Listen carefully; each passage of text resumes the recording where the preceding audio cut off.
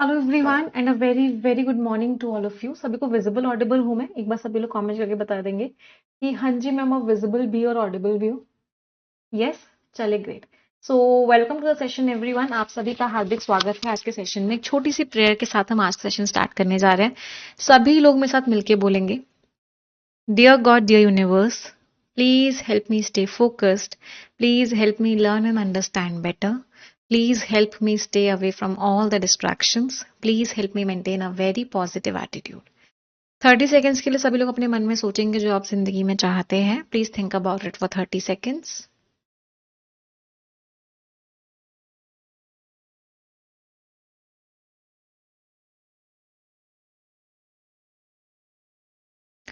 Repeat this line with me. Dear God, dear universe, please help each and every one of us get what we want in life. चलिए, तो एक बहुत ही positive note के साथ हम आज का सेशन स्टार्ट करने जा रहे हैं। आज के सेशन में जो हम टॉपिक करने वाले हैं, the topic is reading comprehension. Reading comprehension के बहुत सारे क्वेश्चंस आज के सेशन में हम करने वाले हैं। आज हमारा जो फोकस है वो प्रीलिम्स लेवल पे होने वाला है। प्रीलिम्स लेवल पे आप क्या करते हो? सबसे पहले क्वेश्चंस करते हो, उसके बाद पैसेज को स्किम करते हो, फिर पैसेज का आंसर करते हो। ठीक है, तो यही सीक्वेंस में हम फॉलो करेंगे। स्टडी प्लान आपको प्रोफेशनल 7.0 का बेटा आज मिल जाएगा। Don't worry, you will get the study plan today. Start करें? Excited everyone? सभी लोग सुपर डुपर एक्साइटेड हैं आज के सेशन के लिए? यस और नो? चलिए स्टार्ट करते हैं। तो ये रहा पहला रीडिंग कॉम्प्रिहेंशन आप सभी की स्क्रीन पे।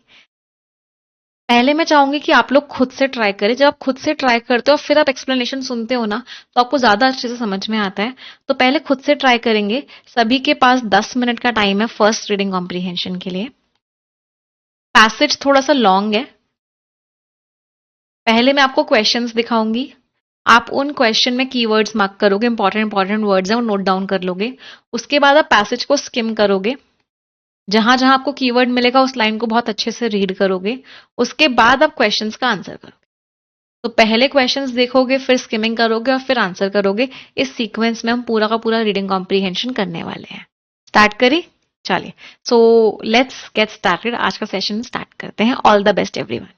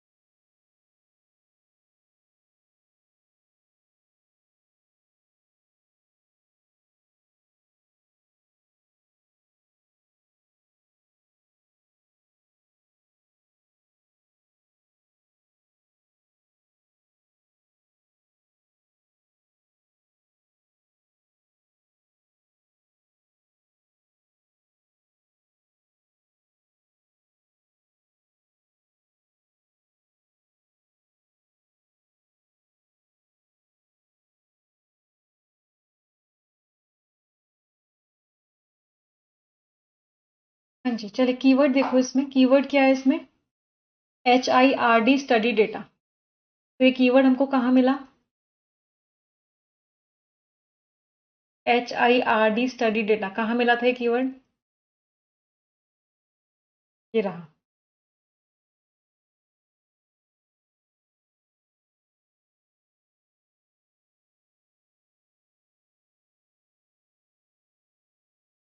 तो इन लाइंस को अच्छे से पढ़ लो।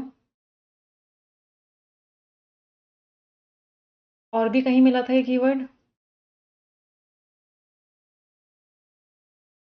ये रहा HIRD डेटा। पढ़ लो इसको।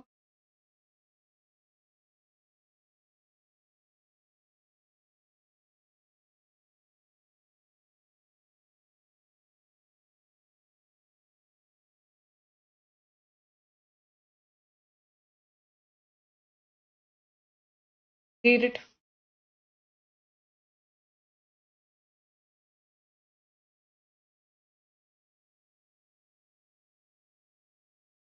Now answer this question.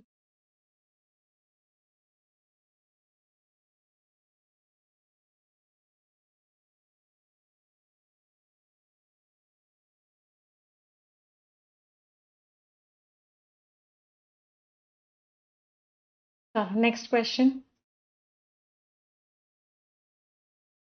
Government decision 1961 act amend.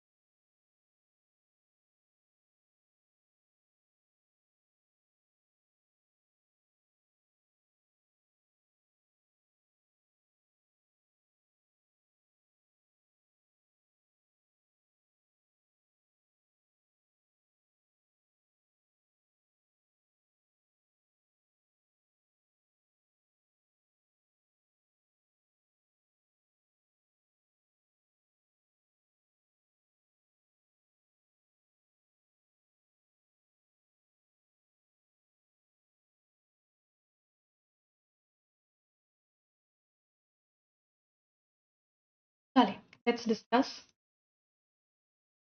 जो बच्चे नए हैं, जिनकी आज पहली क्लास है बेटा, सबसे पहले ना आपको परफेक्शन के अंदर इंट्रोडक्टरी क्लास जो अपलोड हुई है ना वो देखनी। तो आपको परफेक्शन 7.0 से ही स्टार्ट करना, इंट्रोडक्टरी क्लास देखनी, आपके सारे डाउट्स क्लियर हो जाएंगे कि परफेक्शन से कैसे फायदा उठाना। अब आ जाते हैं पैसेज पे। सबसे पहले जब भी हम कोई रीडिंग कॉम्प्रिहेंशन करते हैं, सबसे पहले क्वेश्चन। तो यहाँ पे मुझे ना जो जो इंपॉर्टेंट वर्ड्स लग रहे होते हैं ना उनको अच्छे से लिख लेते हैं। कॉमन लैंड एक्सेस की बात हो रही है, HIRD study data, government decision 1961 act, Dalit households की पोजीशन पूछी गई है, रिलेशनशिप पूछा गया है, एनक्रोचमेंट का मतलब क्या था, अतिक्रमण, तो जो अतिक्रमण किया जा रहा है पावर जिनके पास है उनमें रिश्ता पूछा गया है, पे टू लीगलाइज अप्रोच कीवर्ड मिला मुझे। अब ये वो क्या आपका क्वेश्चन है, जब आप क्वेश्चंस कर रहे होते हो तो जो वो कैप का जो क्वेश्चन होता है उसको आप वहीं के वहीं कर लो। मतलब जब भी आप रीडिंग कॉम्पिटिशन में क्वेश्चंस पढ़ रहे हो, आपको पैसेज पढ़ने की जरूरत नहीं है वो कैप का क्वेश्चन करते समय, आप सिर्फ वो वाली लाइन पढ़ो जहां पे वो कैप का वर्ड है और वहीं के वहीं आंसर दे दो। तो यहाँ पे वर्ड है कॉम्प्लिसिटी। कॉम्प्लिसिटी शब्द का मतलब क्या होता है वैसे, इसमें तो एक रूट वर्ड है को का मतलब होता है टुगेदर। तो कॉम्प्लिसिटी का मतलब क्या होता है कि दो लोग आपस में मिले हुए हैं। क्या है, मिले हुए हैं। मिले हुए को होने को क्या बोलते हैं, कोल्यूजन भी बोलते हैं। मतलब उन दोनों में आपस में मिली भगत है दोनों। दैट मीन्स व्हाट, कोल्यूजन है या फिर कॉम्प्लिसिटी है। आप इसको याद करने के लिए सीओ रूट वर्ड को याद कर सकते हो। सीओ रूट वर्ड का मीनिंग होता है मिला हुआ होना। डिफाइंस का मतलब है आप उस चीज के खिलाफ हो, आप उस चीज को अपोज कर रहे हो, ऑपोजिशन। इम्पेडिमेंट मीन्स रुकावट है किसी तरह की, हिंड्रेंस। इंटरडिक्शन मीन्स आप उस चीज को रोक रहे हो, प्रिवेंट कर रहे हो कि भाई इस चीज को मत करो, प्रिवेंशन। कॉल्यूजन का मतलब होता है मिली भगत होना या फिर कॉम्प्लिसिटी होना। सेंश्योर मीन्स आप किसी को बुराई कर रहे हो, किसी की बुराई, क्रिटिसिज्म। तो answer was what, answer was D. कोई परेशानी किसी को इस चीज में? चलो अगले पर आ जाते हैं। पैसेज हार्ड था, कल से हार्ड था। कल हमने एकदम प्रीलिम्स लेवल किया था, आज हमने थोड़ा सा मॉडरेट लेवल किया है। पर कल की क्लास, कल तो फ्राइडे को तो चलो ग्रामर की क्लास होगी, नेक्स्ट वीक की जो क्लास होगी उसमें हम एडवांस लेवल और मेंस लेवल, तो हम एक टॉपिक को स्टार्टिंग बिल्कुल बेस लेवल से लेकर चलते हैं, फिर हम लेवल धीरे धीरे बढ़ाते जाते हैं। चलो अब इसको हमें पूरा स्किमिंग करना है। स्किमिंग का मतलब है ऊपर ऊपर से पढ़ना है। लेट नवंबर में इन्होंने एक एक्ट को चेंज किया जिससे कि कुछ कैटेगरीज जो है वो कन्वर्ट हो जाएंगी प्राइवेट ओनरशिप में, पेमेंट करना होगा। और ये एक रूल था जिसने क्या किया, जिसने जो रुकावट थी उसको कम कर दिया। सरकार ने बोला कि केस वगैरह ना हो, पंचायत को वैल्यू मिल जाए, लंबे टाइम से जो डिस्प्यूट्स चल रहे हैं उन चीजों को ठीक कर दिया जाए। उसने बोला कि बहुत ज्यादा एनक्रोचमेंट्स हो रहे हैं, अतिक्रमण हो रहे हैं, इसकी वजह से क्या है कि आप खरीद ही लो उस चीज को, पैसा दो और खरीद लो। एक साल हो गया, सवाल ये नहीं है कि जो अमेंडमेंट है चीजों को ठीक कर रहा है, यानी सवाल ये है कि किस तरह का ये ऑर्डर लेके आया है। कॉमन लैंड जो होती है वो पॉलिटिकल इंस्टीट्यूशन होता है, मतलब लोग उनको यूज करते हैं, सिक्योरिटी देता है, बार्गेनिंग पावर होती है गाँव में। और डिपेंडेंस लैंड, जिन लोगों के पास लैंड नहीं होती वो डिपेंडेंट होते हैं जो कॉमन लैंड होती है उसके ऊपर। अगला, अगर आप पे करवा रहे हो, बेसिकली समझ में आया कि एक्ट में क्या चेंज हुआ। सरकार ने क्या बोला कि जो कॉमन लैंड है और अगर वो किसी चीज के अंदर ऑथोराइज्ड है या कुछ भी है तो आप उसको खरीद सकते हो ग्राम पंचायत को पेमेंट देके।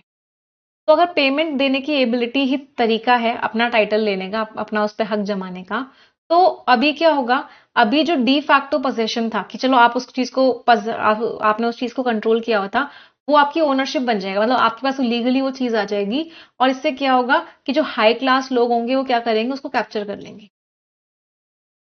हरियाणा में ना बहुत पुरानी हिस्ट्री है चमिला देह गवर्नेंस की और दलित एक्सक्लूजन की, जहां पे एनक्रोचमेंट जो है एक्सीडेंटल नहीं होता है, मतलब एनक्रोचमेंट है, लोगों ने बहुत अतिक्रमण किया हुआ है।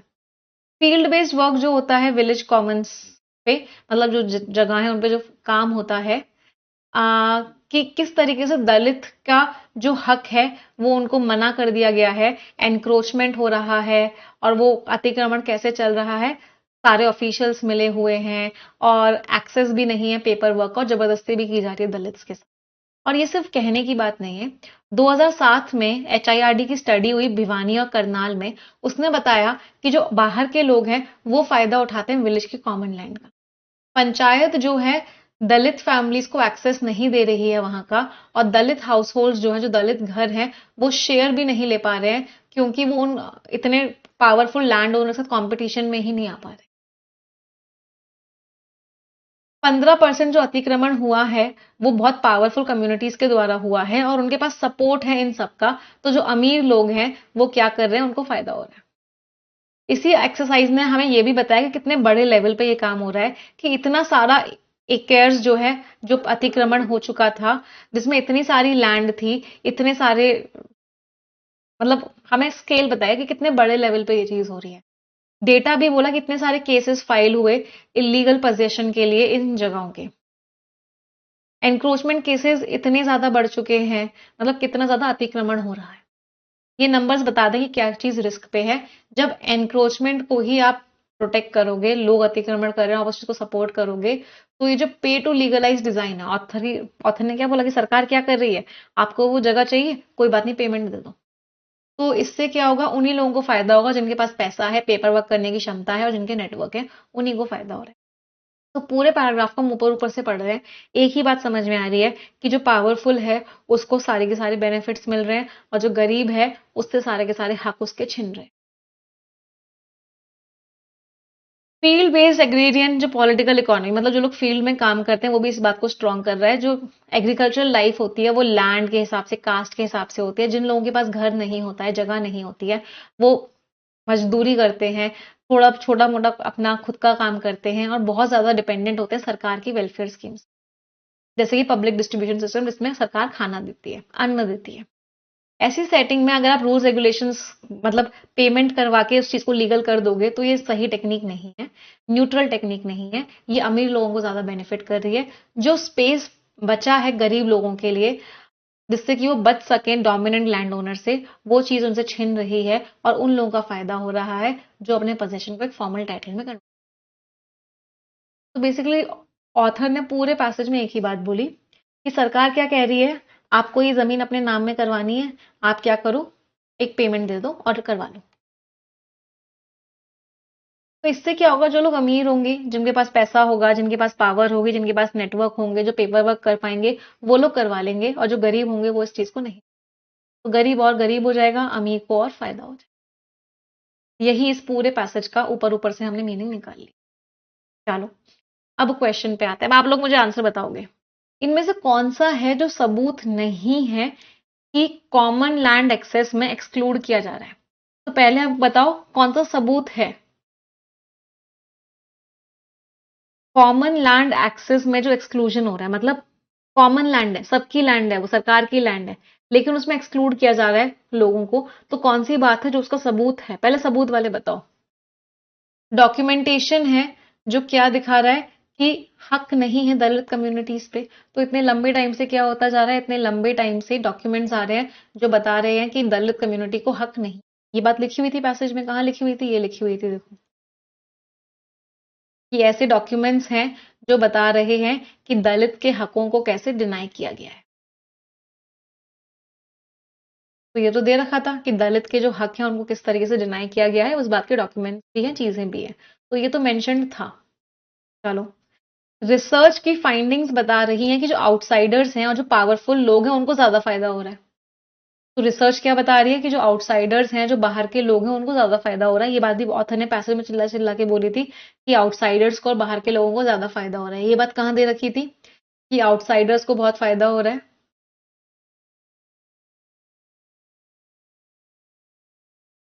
एक बार देख लेते हैं। हाँ, जिन गिरा कि जो आउटसाइडर्स हैं उन लोगों को ज्यादा फायदा।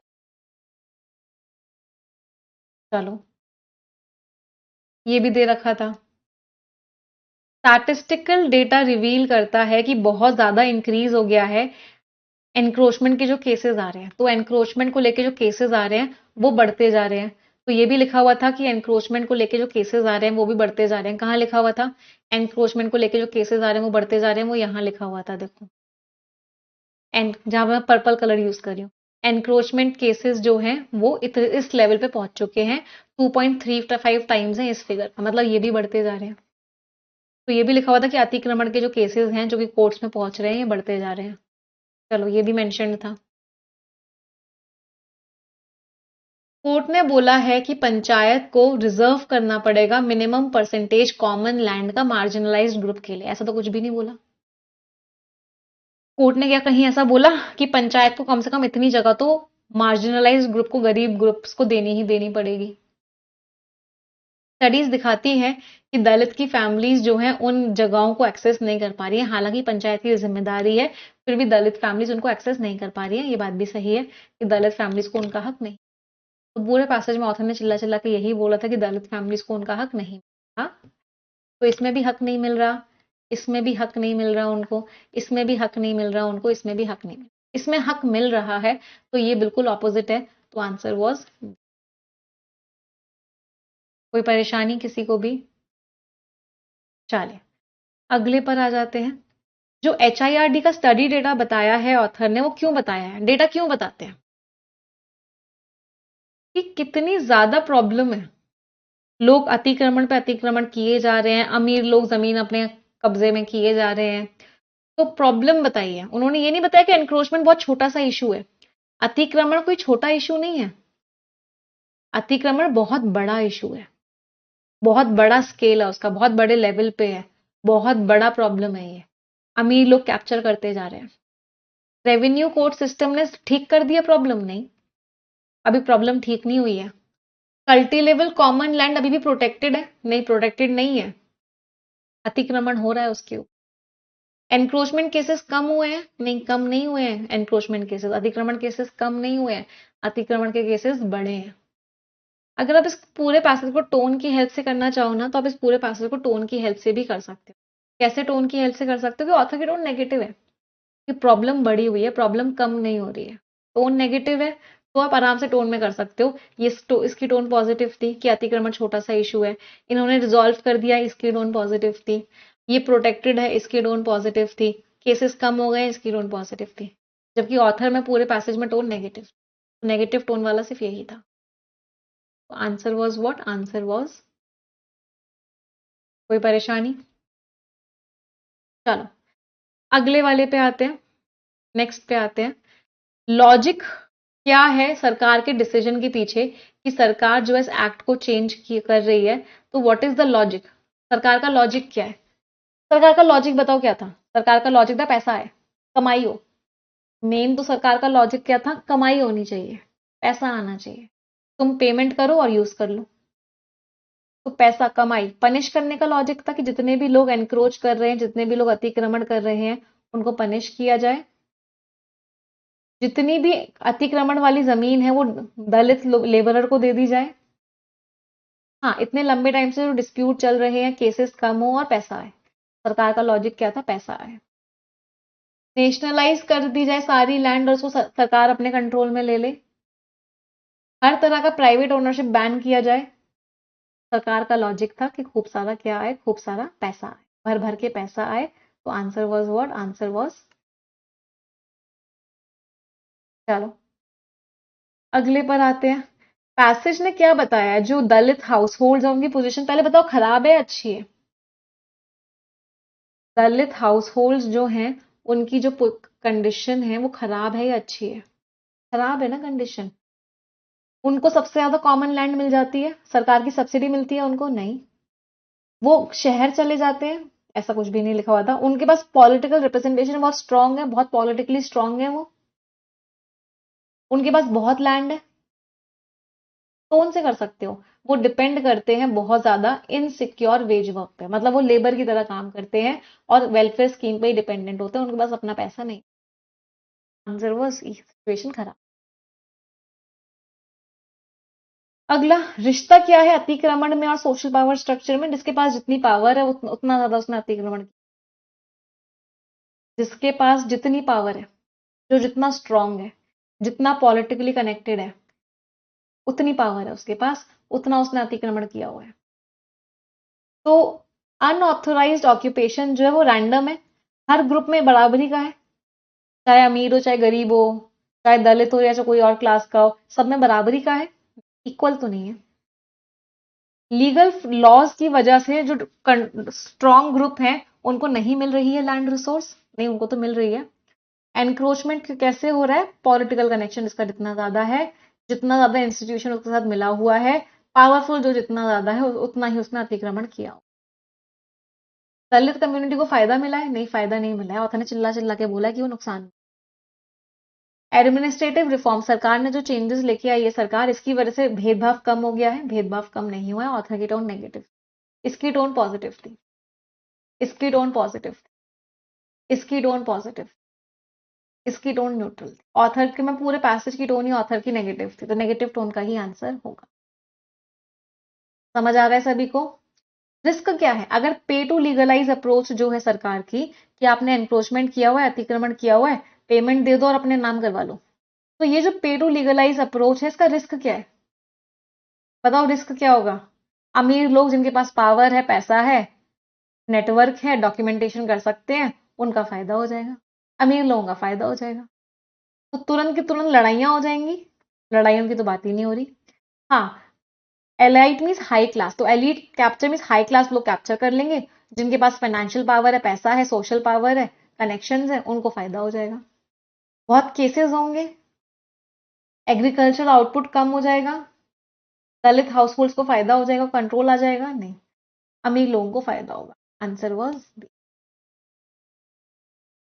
Scores everyone in first reading comprehension. क्या क्या स्कोर्स रहे, समझ में आया ना सभी को कैसे किया हमने? Ready for the next one? अगले के लिए तैयार? चलिए, ऑल द बेस्ट एवरी।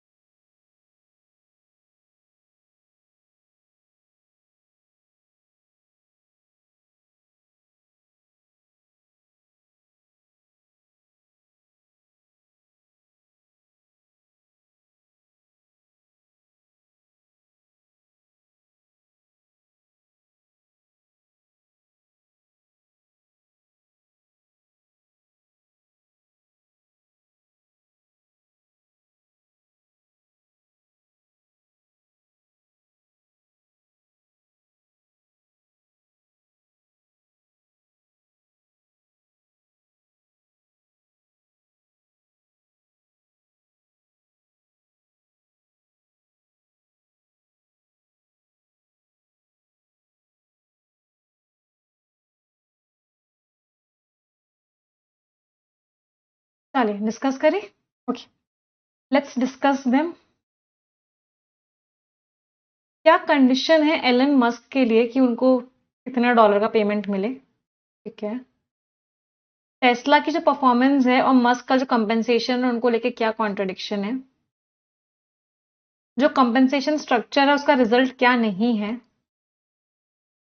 क्या प्रॉब्लम्स की बात करी है? एक्सुबरेंस का मतलब क्या होता है? जोश.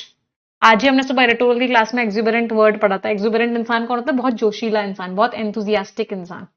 तो एक्सुबरेंस मीन्स जोश. Caution means care. अच्छा, एक्सुबरेंस ना पॉजिटिव टोन का वर्ड है, इसको टोन से करते हैं. पेसिमिज्म नेगेटिव टोन का वर्ड हो गया. पेसिमिज्म मीन्स आप बहुत नेगेटिव एटीट्यूड के हो.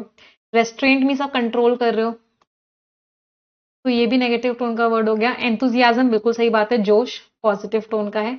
विवेशियस भी सही है, एंथुजियास्टिक होता है, लेकिन प्रॉब्लम क्या है, इसमें लास्ट में एएनसी लग रहा था, ये नाउन था. इसमें लास्ट में ओयूएस लग रहा था, ये एडजेक्टिव. तो नाउन का सिनोनिम हमेशा नाउन होगा. नाउन का एंटोनिम हमेशा नाउन होगा. नाउन का सिनोनिम एडजेक्टिव नहीं हो सकता, हालांकि इसका मतलब एंथुजियास्टिक ही होता है. बस ये पार्ट ऑफ स्पीच की वजह से आंसर नहीं हुआ. चलो, जस्टिफिकेशन क्या दिया है कि इनइक्वालिटी सही है अगर वो लिविंग स्टैंडर्ड बढ़ा रही है. तो बेनिफिट क्या होता है अगर वर्कर्स के पास कंपनी के शेयर होते हैं. चलो, तो हमने ओवरऑल पैसेज को ऊपर, क्वेश्चंस को ऊपर ऊपर से पढ़ लिया. अब हम क्या करेंगे? पैसेज को ऊपर ऊपर से पढ़ेंगे और मेन आइडिया निकालेंगे. हेडलाइंस आई हैं, उसके बावजूद भी एलन मस्क कभी भी $1 ट्रिलियन नहीं बना पाएंगे. टेस्ला सीईओ को ये अमाउंट तभी मिलेगा जब वो कुछ गोल्स को पूरा करेंगे, जिसमें क्या है कि स्टॉक वैल्यू इतनी होनी चाहिए, इतने व्हीकल्स वो बेच देंगे और इतने रोबोट्स बेच देंगे.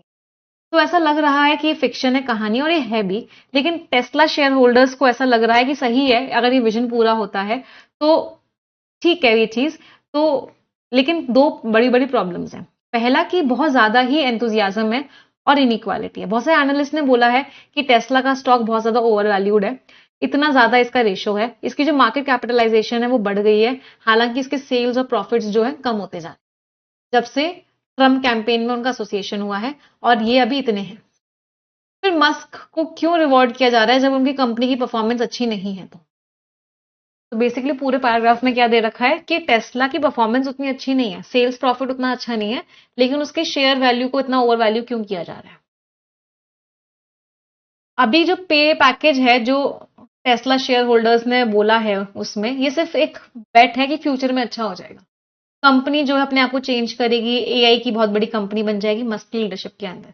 लेकिन इस बात को सपोर्ट करने के लिए बहुत कम चीजें हैं, और मस्क को जो इतना बड़ा पे पैकेज मिल रहा है, ये एक तरीके से एक गैम्बल है, एक बेट है कि वो प्रॉफिट ला पाएंगे, लेकिन फ्यूचर में. अभी तो नहीं ला पा रहे वो इतने प्रॉफिट. ये चीज बहुत ही ज्यादा इलॉजिकल एंथुजियाज्म है, ये एक गैम्बल है, और इसमें अनसर्टेनिटी है. यही एक्सिबरेंस तब भी देखा गया था जब इकोनॉमी तबाह हो गई थी 1929 में, 2008 में. कीनीज ने भी बोला कि नुकसान ही होगा ऐसे सिस्टम में जो इकोनॉमिक एक्टिविटी को कैसे करता है कि आप गैस क्या कर रहे हो, गैस के बेसिस पे एक्टिविटी होती है, उसमें नुकसान ही होता है. अज्यूम करते हैं, मान लो कि मिस्टर मस्क की जो कंपनी है बहुत अच्छा प्रॉफिट जनरेट करे, मान लिया. शेयर होल्डर्स बहुत एंथुजियाज्म में है इस चीज को लेके, ये तभी लॉजिकल होगा. लेकिन इससे इनइक्वालिटी भी तो कितनी बढ़ जाएगी. अगर टेस्ला की इतनी वैल्यूएशन हो गई तो मस्क को इतना ज्यादा स्टॉक दिया जाएगा, और इससे क्या होगा कि उनकी जो ओवरऑल वैल्यू, होल्डिंग्स की वैल्यू है वो इतनी हो जाएगी, और इससे क्या होगा, वेल्थ इनइक्वालिटी बहुत ज्यादा बढ़ जाएगी, और एक ही इंसान के पास इतनी सारी वेल्थ आ जाएगी. एक ऐसा इंस्टीट्यूशन जो कोशिश करता है कि एंटरप्रेन्योर्स बहुत ज्यादा ही अपनी पावर को यूज ना करें, एक्सेसेस ना ले लें, तो वही चीज अब खराब हो जाएगी. तो या तो गड़बड़ क्या है कि कंपनी आगे फ्यूचर में कैसा परफॉर्म होगी उसको लेके बहुत अच्छा अच्छा बोल रहे हो, या फिर आप वेल्थ कंसंट्रेशन कर रहे हो कि एक ही इंसान को इतनी वेल्थ दे रहे हो. ये दोनों ही चीजें गलत हैं, और ये दोनों ही चीजें डेमोक्रेसी को कमजोर बनाती हैं. वोटिंग राइट्स जो है शेयर होल्डर्स को जो दिए गए हैं वो अच्छी बात है. अगर वर्कर्स के पास अपनी कंपनी का शेयर होता है तो क्या होगा, अगर उनकी मान लो सैलरी उतनी नहीं बढ़ रही, लेकिन उनका नुकसान उतना ज्यादा नहीं होगा. क्यों? क्योंकि उनकी इक्विटी बढ़ जाएगी. जो वोटिंग राइट्स को आप दे रहे हो, इससे क्या होगा, वोटिंग राइट होता है तो कोई भी एक इंसान, सीईओ जो है, अपनी मनमर्जी नहीं चला पाता है, बाकी लोगों का भी उसमें कंट्रोल होता है. तो टेस्ला के वोट ने दिखाया है कि इन चीजों में कमियां हैं. आप आर्ग्यू कर सकते हो कि $1 ट्रिलियन का जो अवार्ड दिया जाएगा मस्क को, इससे क्या होगा, बहुत बड़ी बात है। इससे क्या is a reward to Musk. Musk को वो अवार्ड दिया जा रहा है, क्यों? क्योंकि उन्होंने शेयर होल्डर की वेल्थ बढ़ा दी है, उन्होंने कंपनी की ओवरऑल वैल्यू बढ़ा दी है, इस वजह से उनको ये रिवॉर्ड दिया जा रहा है। ये दुनिया के व्यू में तो सही है, जिसको लगता है कि इनइक्वालिटी सही है, अगर इसकी वजह से लिविंग स्टैंडर्ड अच्छा होता है लोगों का, तो इनइक्वालिटी में कोई प्रॉब्लम नहीं है। कुछ गलत नहीं कर रहे, कोई कॉम्पिटिटर्स को दबा नहीं रहे, कोई चीट नहीं कर रहे, और आप सिर्फ अपनी ही वजह, अपने एफर्ट से अपनी वेल्थ बढ़ा रहे हो, और तो इससे इनइक्वालिटी बढ़ रही है। बट ये दुनिया को सही लगता है, लेकिन ये जो है बहुत ही नैरो ओपिनियन है, बहुत ही नैरो व्यू है। तो जब हमने इस पूरे पैसेज को ऊपर ऊपर से पढ़ा, अभी हमने गहराइयों में नहीं पढ़ा बेटा, हमने क्या किया है, सिर्फ ऊपर ऊपर से पढ़ा है, हमने सिर्फ स्किमिंग करी है। स्किमिंग से हमको क्या क्या बातें समझ में आई हैं। पहली बात तो, एक मिस्टर मस्क है, दोबारा समझो जिन लोगों को नहीं समझ में आया। मिस्टर मस्क कहते हैं कि अगर मैं अपनी कंपनी की वैल्यू इतनी कर दूंगा, अगर मैं इतने सारे व्हीकल्स बेच दूंगा, अगर मैं इतनी सारे रोबोट्स बेच दूंगा, तो मुझे रिवॉर्ड में क्या चाहिए? मुझे रिवॉर्ड में $1 ट्रिलियन चाहिए। ऐसा मिस्टर मस्क ने बोला। क्या बोला? कि अगर मेरी कंपनी की वैल्यू इतनी हो जाए, मैं इतने व्हीकल्स बेच दूं, मैं इतने रोबोट बेच दूं, तो मुझे रिवॉर्ड में इतना पैसे दे देना। तो ऑथर ने इसी बात को एनालाइज किया है। ऑथर ने बोला कि अगर अभी टेस्ला प्रॉफिट कोई बहुत ज्यादा नहीं कर रहा, प्रॉफिट भी कम हो रहा है उसका, सेल्स भी कम हो रही है, लेकिन लोगों को ऐसा लगता है कि टेस्ला का फ्यूचर बहुत अच्छा है,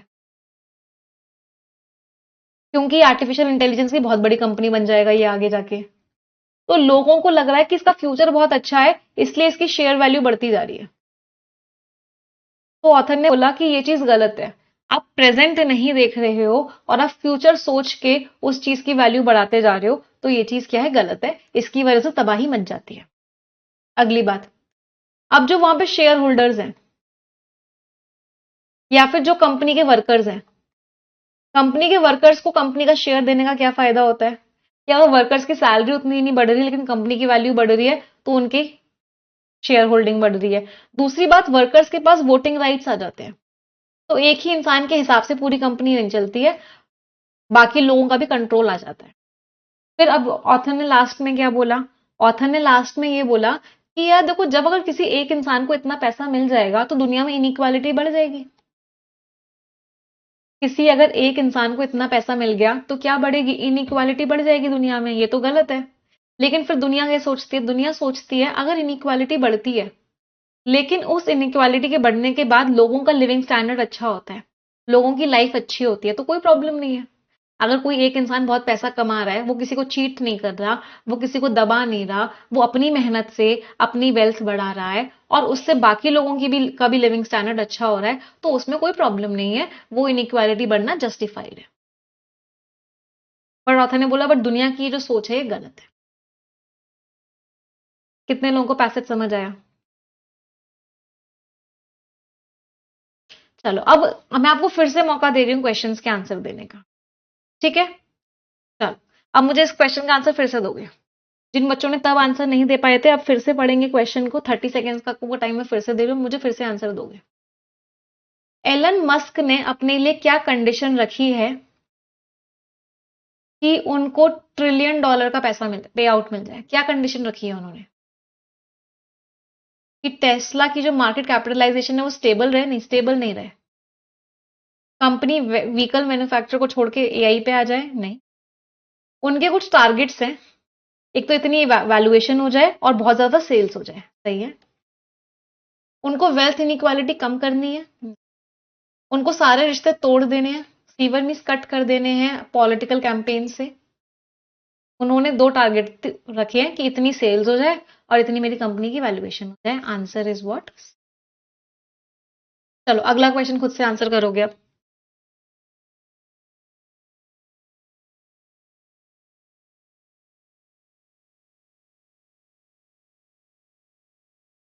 क्या कॉन्ट्राडिक्शन है मार्केट परफॉर्मेंस में और मस्क को जो पैसा मिलता है उसमें? ऑथर ने क्या बोला? प्रॉफिट कम होता जा रहा है कंपनी का, सेल्स कम होती जा रही है, लेकिन वैल्यूएशन बढ़ रही है। प्रॉफिट सेल्स बहुत कम है, लेकिन वैल्यूएशन बढ़ रही है कंपनी की, क्यों? क्योंकि लोगों को लगता है फ्यूचर बहुत अच्छा। आंसर दो। कंपनी के जो लोगों का एक्सपेंशन है वो उसके हिसाब से नहीं जितनी आउटपुट कैपेसिटी बढ़ती जा रही है, नहीं। लोगों का जो कंपेंसेशन है, जो लोग काम कर रहे हैं उनको जो पैसा मिल रहा है वो बढ़ रहा है, ऑपोजिट से कि सेफ्टी स्टैंडर्ड उतना इंप्रूव नहीं हो रहा जितना कंपेंसेशन बढ़ रहा है। Share holding voting participation rate कम हो गया है, ऐसा भी कुछ मेंशन नहीं। कंपनी का जो इन्वेस्टमेंट है एआई में उससे इन्वेस्टमेंट ज्यादा है, रिटर्न कम है, प्रॉफिट मतलब रिटर्न मीन प्रॉफिट कम है, इन्वेस्टमेंट ज्यादा, इन्वेस्टमेंट की कहीं बात ही नहीं हो रखी थी। हाँ, वैल्यूएशन बढ़ती जा रही है।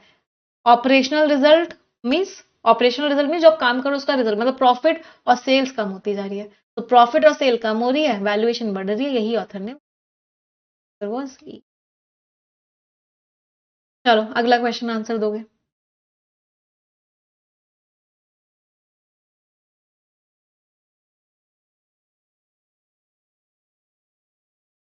इनमें से कौन सा है जो रिजल्ट नहीं है कंपेंसेशन स्ट्रक्चर का जो टेस्ला के शेयर होल्डर्स ने अप्रूव किया है? क्या अप्रूव किया है उन्होंने कि अगर इस वैल्यूएशन पे चली गई कंपनी तो मिस्टर मस्क को इतना पैसा मिलेगा। तो कौन सा रिजल्ट नहीं है? एक ही इंसान के पास अब डिसीजन मेकिंग आ गई, एक ही इंसान के ऊपर, मतलब इकोनॉमिक डिसीजन मेकिंग मीन्स सारा का सारा पैसा एक ही इंसान को मिल रहा है, और वो भी क्यों? क्योंकि आप गेस कर रहे हो कि फ्यूचर में ऐसा हो जाएगा। अभी की परफॉर्मेंस तो अच्छी है नहीं, बस आप स्पेक्यूलेटिव मीन्स गेस वर्क कर रहे हो कि आगे परफॉर्मेंस अच्छी होगी, तो इकोनॉमिक डिसीजन मेकिंग उस वजह से हो रही है कि इस इंसान को इतना पैसा दे देंगे अगर वैल्यूएशन इतनी हो। ये तो है, बहुत ज्यादा फाइनेंशियल रिसोर्स आ जाएगी एक ही इंसान के पास, एक ही इंसान के पास बहुत पैसा आ जाएगा। बिल्कुल सही बात है, अनप्रेसिडेंटेड मीन्स ऐसा पहले कभी नहीं हुआ, तो इतना ज्यादा पैसा आ जाएगा एक ही इंसान के पास। कॉर्पोरेट गवर्नेंस मैकेनिज्म्स कम हो जाएंगे जो कहते हैं कि हर किसी के पास पावर है, तो अथॉरिटी हर किसी के पास पावर है, अब हर किसी के पास पावर नहीं रहेगी क्योंकि एक ही इंसान के पास इतना कुछ आ जाएगा। सही बात है, हर किसी के पास पावर नहीं रहेगी, तो जो अथॉरिटी डिस्ट्रीब्यूट होनी चाहिए थी उन चीज की जो इफेक्टिवनेस है वो कम हो जाएगी। ये भी था।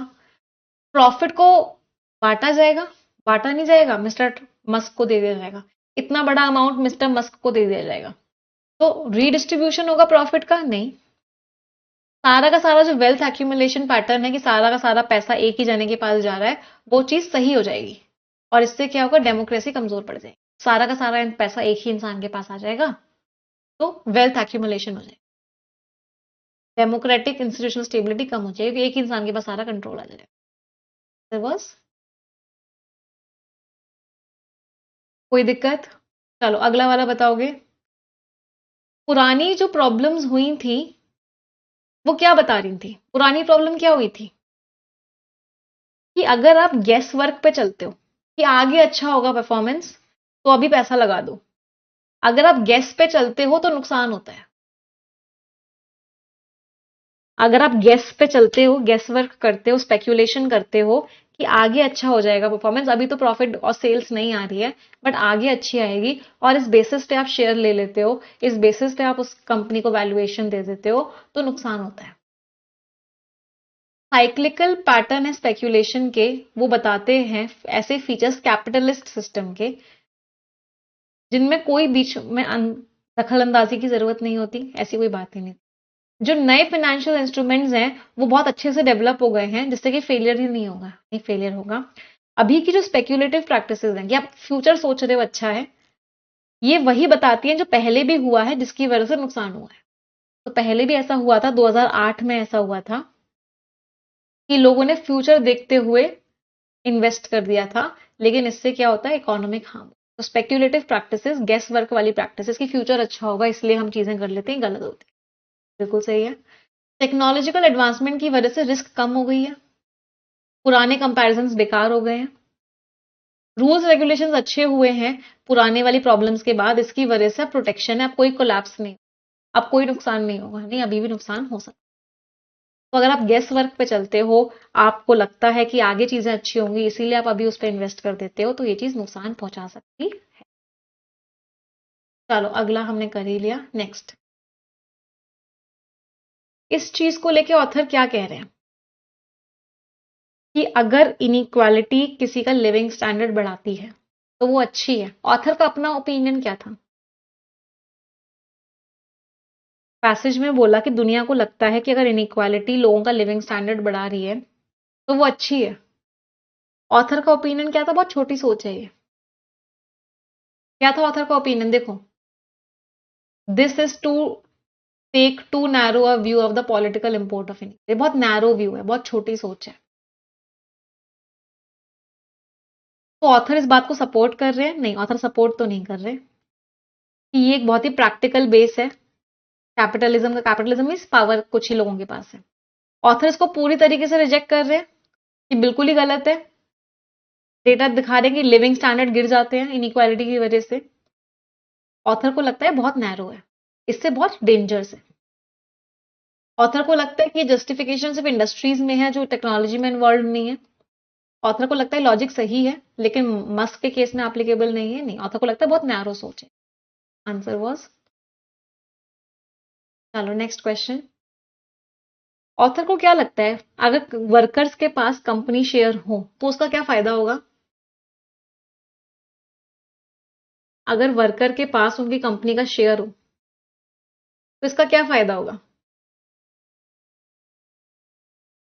तो फायदा क्या होगा कि अगर मान लो उनकी सैलरी नहीं बढ़ रही, तो अगर सैलरी नहीं बढ़ रही उनकी, कोई बात नहीं, उनके पास शेयर तो है, कंपनी की वैल्यू बढ़ रही है तो उनकी शेयर की वैल्यू बढ़ रही है, तो उनके पास तो पैसा आ रहा है। यूजफुल मैकेनिज्म है, लेकिन ड्रॉबैक्स सामने आ रहे हैं। नहीं, ऑथर ने कोई ड्रॉबैक तो बताया ही नहीं है हमें। इनइफेक्टिव आइडिया है? नहीं, ऑथर ने बोला बढ़िया आइडिया है।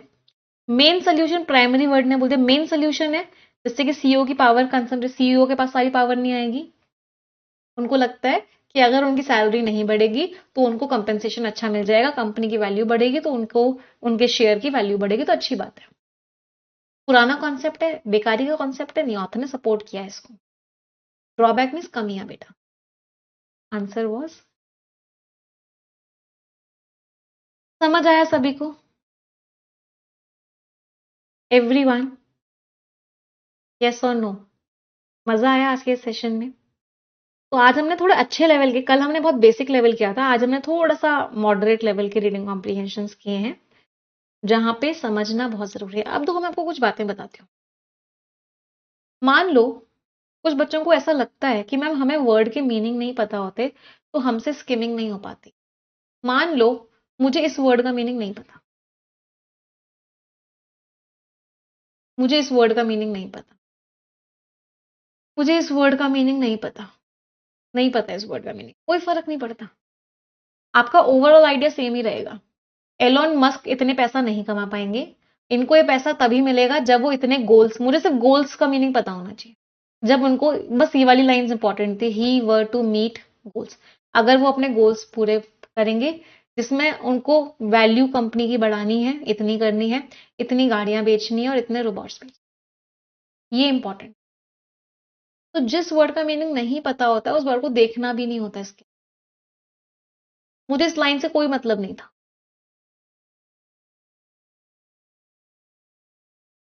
तो स्किमिंग का मतलब ही ये होता है कि आप ऊपर ऊपर से पढ़, आप सिर्फ मेन आइडिया समझते हो कि पैसेज का मेन आइडिया क्या। हर लाइन को, हर वर्ड का मीनिंग समझने की जरूरत नहीं होती है इसके। तभी अब आप देखो ना आईबीपीएस ने क्या किया।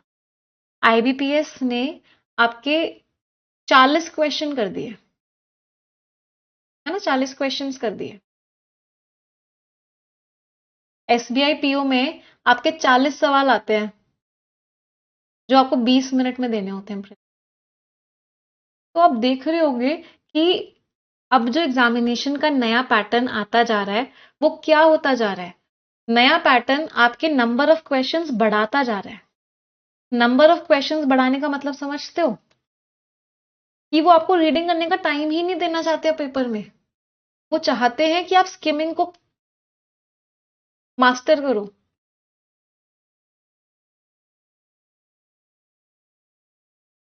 वो चाहते हैं कि आप अपनी स्पीड को बढ़ाओ। वो नहीं चाहते कि आप इन सारे वर्ड्स के मीनिंग रटो और एक एक लाइन पढ़ो और एक एक मीनिंग को निकालो, नहीं चाहते वो बस ये चाहते हैं कि हम आपको एक लंबा चौड़ा सा पैसेज दे दें, आपके अंदर एक काबिलियत होनी चाहिए कि आप अपनी आंखों को इधर से उधर घुमाओ और आप हमें 20 से 25 सेकंड में मेन आइडिया निकाल के बता दो। वो बस इतना चाहते हैं। इसलिए क्वेश्चंस भी अब मेन आइडिया से आ रहे हैं।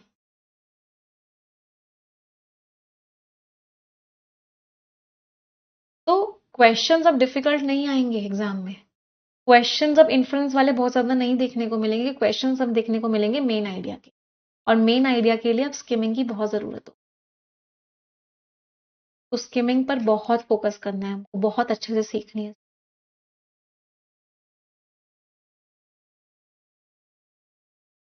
यस, जो बच्चे कह रहे हैं मैम इंग्लिश के मार्क्स कम हो गए, तो बेटा इंग्लिश के ना ऑलरेडी बहुत सारे बहुत ज्यादा मार्क्स आते हैं। अगर आप देखोगे तो इंग्लिश 25 नंबर की तो डिस्क्रिप्टिव आती है मेंस की, अगर मैं बात करूं, और 20 नंबर की ऑब्जेक्टिव हो गई है। तो 45 मार्क्स की इंग्लिश अभी भी है, ऊपर से प्रीलिम्स में 30 मार्क्स की है ही, तो 75 मार्क्स की इंग्लिश तो ये भी हो गई। ऊपर से इंटरव्यू में भी आपको इंग्लिश हेल्प करती है,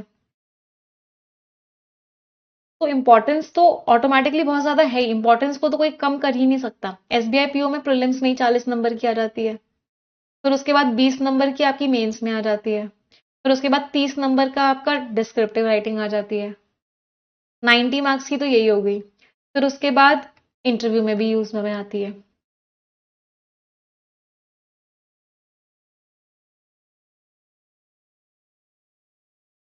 तो इट इज वेरी इंपॉर्टेंट। चलो, तो आज का सेशन यही एंड करते हैं, अब हम मिलेंगे कल की क्लासेस में। 5 सेंटेंसेस ग्रैटिट्यूड के सभी लोग मेरे साथ मिलके बोलेंगे। Thank you God for giving me such a wonderful life. Thank you, God, for my parents, teachers, family, and each and everyone in my life. Thank you, God, for making me physically, mentally, and emotionally strong. Thank you, God, for the food that I eat, for the place that I live in, and everything around me. Thank you, God, for making me who I am. तो इसी positive note के साथ हम आज का session and कर रहे हैं। Thank you everyone, bye bye, take care, stay blessed and tata. Perfection 7.2 कल ही स्टार्ट हुआ है, पहली क्लास हुई है रीडिंग कॉम्प्रीहेंशन की। स्किमिंग कैसे करते हैं उसकी क्लास भी मैंने इसमें अपलोड करवा दी है, तो ये 2 क्लासेस आपको सबसे पहले देखनी है। उसके बाद आज की क्लास में लाइव आना स्टार्ट करना है 11 बजे। ये कंप्लीट इंग्लिश का बैच है, आपको सारी की सारी चीजें इंग्लिश की पढ़ाई जाएंगी, बिल्कुल बेसिक लेवल से एडवांस लेवल तक। प्री प्लस मेंस दोनों की तैयारी करवाई जाएगी। कंप्लीट ग्रामर आपको क्लास मिलेगी, डिस्क्रिप्टिव राइटिंग की क्लासेस मिलेंगी, जितने भी प्रोफेशनल बैचेस हुए हैं आज तक और होंगे वो सारे की सारी क्लासेस आपको मिलेंगे। वीक में आपको 5 आवर्स की लाइव क्लासेस मिलती हैं, और रिकॉर्डेड क्लासेस तो आपको भर भर के मिलती है। 60% आपको डिस्काउंट भी मिल रहा है, आज इसकी आखिरी डेट है। तो जितने बच्चों को ने अभी तक सब्सक्रिप्शन नहीं लिया है वो आज के आज ले लेंगे, NB60 कोड लगा देंगे। कोई डाउट कोई क्वेरी होगी आप हमें इस नंबर पर व्हाट्सएप करके पूछ लें। यहाँ से स्कैन करके आप डायरेक्टली क्लासेस में आ सकते हो। यस ऑफिसर एप्लीकेशन पे क्लास होती है, yes officer English exclusive subscription आपको लेना होता है। सारे सब्जेक्ट्स पढ़ने हैं आपको, कंप्लीट बैंकिंग की तैयारी करनी है, इंडिया के best of the best faculty से। English, quants, reasoning, general awareness, सारे सब्जेक्ट्स पढ़ने हैं। IBPS पीओ का नोटिफिकेशन आ चुका है, SBI पीओ आ चुका है, तो आप कंप्लीट सब्सक्रिप्शन ले लोगे आज के आज। कोड सफलता लगेगा, लाखों सिलेक्शन यस ऑफिसर की टीम अब तक करवा चुकी है, तो अगर आपको भी उस लिस्ट में ऐड होना है तो मेक श्योर करो कि आप आज से अपनी तैयारी स्टार्ट करो। 2499 rupees which is offer price, इतना प्राइस आज तक कभी नहीं हुआ, किसने वो सिर्फ इसलिए किया गया था क्योंकि नोटिफिकेशन आया है। तो 2499 में वो कंप्लीट सब्सक्रिप्शन मिल जाएगा, आज इसकी आखिरी डेट है, इसके बाद ये ऑफर एक्सटेंड नहीं। ये स्कैनर है, यहाँ से आप स्कैन करके डायरेक्टली सब्सक्रिप्शन ले सकते हो। ये टेलीग्राम चैनल है, यहाँ पे आपको सारी PDF सारी मैगजीन्स मिल जाएंगी। कोई डाउट कोई क्वेरी होगी आप हमें इस नंबर व्हाट्सएप करके पूछ लोगे, या इस वीडियो के डिस्क्रिप्शन में एक फॉर्म है, आप उस फॉर्म को फिल करोगे, टीम आपको कॉल करेगी, आपके सारे डाउट्स एंड क्वेरी आंसर